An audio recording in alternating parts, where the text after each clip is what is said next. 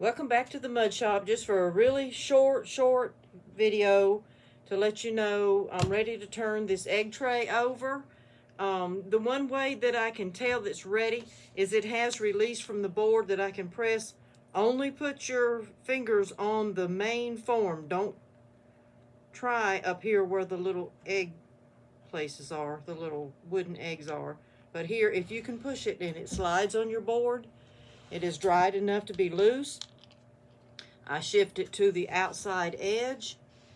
If the lip stays firm, it's ready to flip over. If you think it's gonna flop, leave it, let it wait a little longer.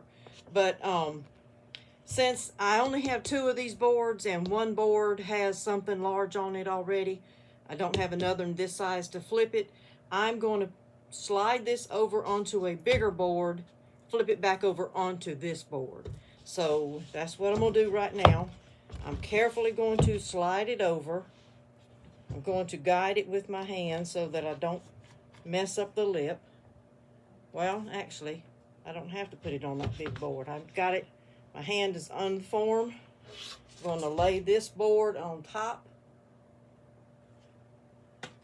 Flip it over, and you see the lip stays where it's supposed to. It's not flopping. You are ready, okay? I will lift this form out. Now, once I do that, I don't like to handle it much.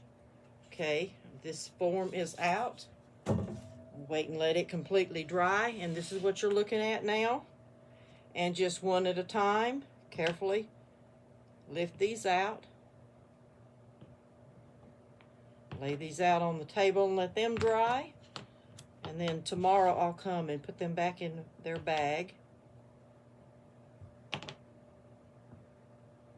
Now, if there's some cleanup to do, I would advise to wait a little while before you handle it until your clay is leather hard.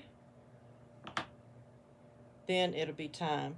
But there's a fine line in when it's time to get your form out of your clay, because if you wait too long, the clay is going to shrink tight to it, and it'll either make it hard to get out or it will crack before you get it out. So just kind of watch.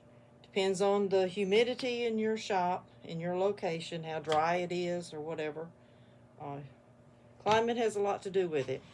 So there is my egg tray. Leave this alone. Don't touch it. I'm not going to cover mine because where my drying rack is, there's no air blowing on it.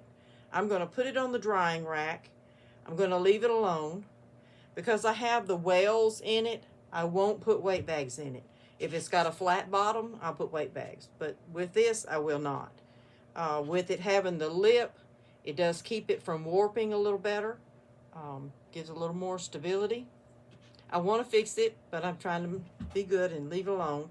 I'll come back when it's leather hard tomorrow and clean up the edges. If I need to trim down the edges a little more to even it out, I can do that then with a Surform. And I just use a Stanley Surform, this like regular carpenters use, to smooth around the edges until it's like I like it. And then clean it up with a damp sponge and wait for it to dry and fire it. And there you go. That's how you turn it out. So this will go on my drying rack. And probably 2 weeks for one this size because the clay is so much thicker. You can see the thickness of the clay. It's pretty thick. But it needs to be for this larger platter. Anyway, thank you for joining me. Check out some of my other videos and see you next time. Bye.